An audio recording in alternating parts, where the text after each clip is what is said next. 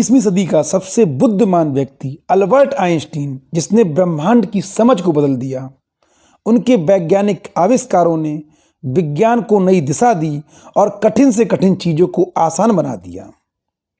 एक मंदबुद्धि बालक से महान वैज्ञानिक का सफर, जो अपने कॉलेज का एंट्रेंस एग्जाम भी पास ना कर पाए, फिर भी वह सदी के सबसे बुद्धिमान व्यक्ति हुए। अल्बर्ट आइंस्टीन का जन्म 14 मार्च 1889 को जर्मनी के एक यहूदी परिवार में हुआ था। इनके पिता का नाम हेमर्न आइंस्टीन और माता का नाम पॉलिन कोस था। इनके पिता यहूदी धार्मिक परंपराओं को नहीं मानते थे, जबकि वह एक यहूदी थे। जब आइंस्टीन का जन्म हुआ था तो ये सामान्य बच्चे से अलग थे। इनके सिर का आकार सामान्य बच्चे से कहीं ज़्यादा बड़ा था, लेकिन समय के साथ वह सामान्य होता चला गया। इनका बचपन मुश्किलों में बीता। लगभग ये 4 वर्ष तक कुछ भी नहीं बोल पाई। फिर एक दिन वो रात को अपने माता पिता के साथ खाने पर बैठे थे। उन्होंने कहा, सूप बहुत गर्म है। यह सुनकर माता पिता बहुत खुश हुए और हैरानी से पूछा कि आइंस्टीन, आज तक तुम क्यों नहीं बोले? तो उन्होंने इसका इतना शानदार उत्तर दिया, क्योंकि आज तक इस घर में मुझे कोई दिक्कत ही नहीं हुई। बोलने में कठिनाई होने के कारण स्कूल बाद में जाना शुरू किया। स्कूल इनको जेल लगती थी। उनके अध्यापक समझने की जगह रटने पर अधिक ध्यान देते थे, जिससे वह अपने अध्यापक से अजीबोगरीब सवाल करते थे। इस कारण शिक्षकों ने उनको मंद बुद्धि का बालक कहना शुरू कर दिया। उनको बार बार मंद बुद्धि कहे जाने के कारण उनको लगने लगा कि उनकी बुद्धि का विकास नहीं हुआ है। तो उन्होंने अध्यापक से पूछा कि वह अपनी बुद्धि का विकास कैसे करें। अध्यापक ने उनसे कहा, निरंतर अभ्यास से ही सफलता मिलती है। जो उन्होंने निश्चय किया कि वह एक दिन सबसे आगे बढ़कर दिखाएंगे। मन न लगने पर भी वह पढ़ते रहते थे। यह उनकी एक विशेषता थी। कुछ ही दिनों में इसका सकारात्मक परिणाम दिखा, जिसको देखकर उनके अध्यापक भी चकित रह गए।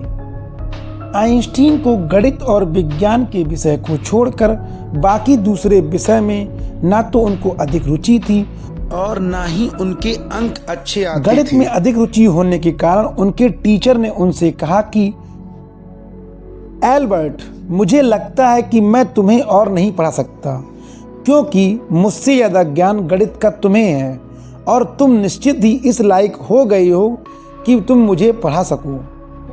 आइंस्टीन हमेशा प्रकृति और ब्रह्मांड के बारे में सोचते रहते थे कि यह दुनिया कैसे बनी है, आखिर कैसे चलती है, जिससे वह एक खोजी प्रकृति के व्यक्ति हुए और उन्होंने इसको शिक्षा का आधार माना। मित्रों, आइंस्टीन का शिक्षा को लेकर के मानना था कि शिक्षा वो है जो आपको तब भी याद रहे जब आप सब कुछ भूल गए हो। समय के साथ उन्होंने अनेक खोज की।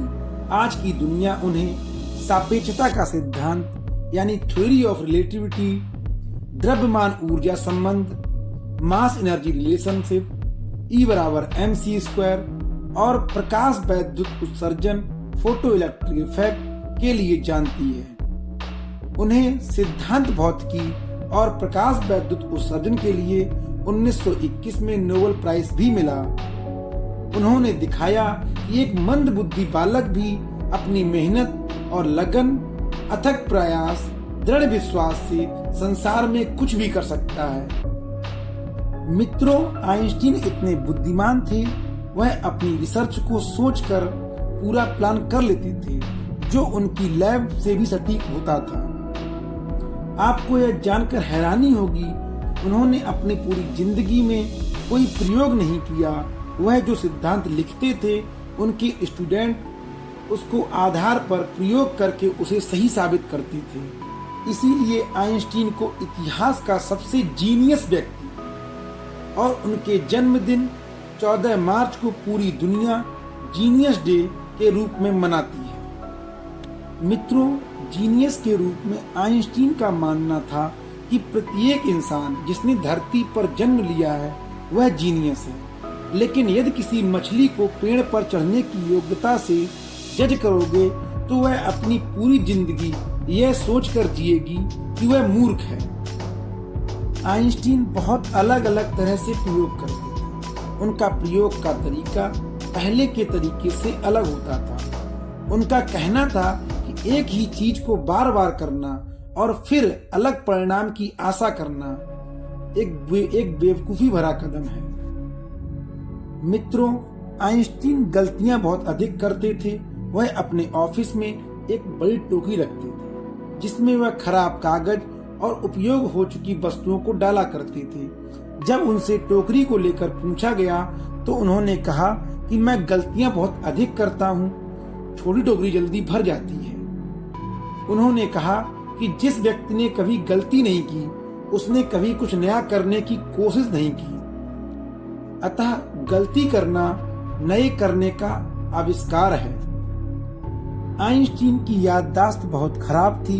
वह कई बार लोगों के नाम, फोन नंबर, यहाँ तक कि आज की तारीख भी भूल जाते थे। एक बार वह ट्रेन से यात्रा कर रहे थे तो ट्रेन में टीटी टिकट चेक करने आया तो वह टिकट को अपनी जेब में देखने लगे। कुछ देर के बाद उन्हें टिकट जेब में नहीं मिली, लेकिन वह टीटी उनको पहचानता था।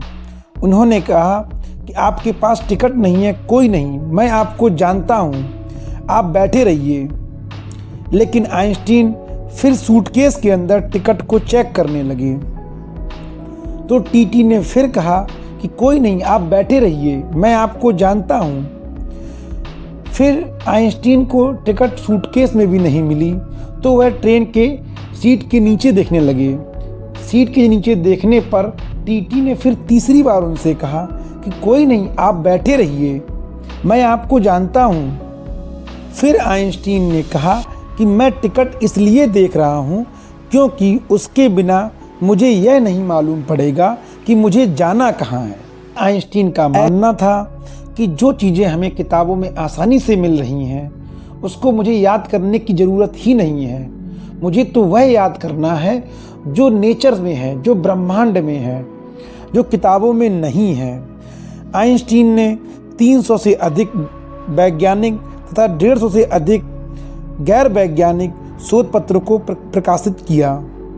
उन्हें अपने वैज्ञानिक आविष्कारों पर एक बार दुख भी हुआ।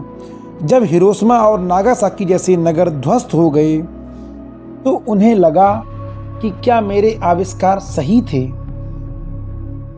18 अप्रैल 1955 को 76 वर्ष की आयु में अमेरिका के न्यू जर्सी शहर में उनकी मृत्यु हो गई।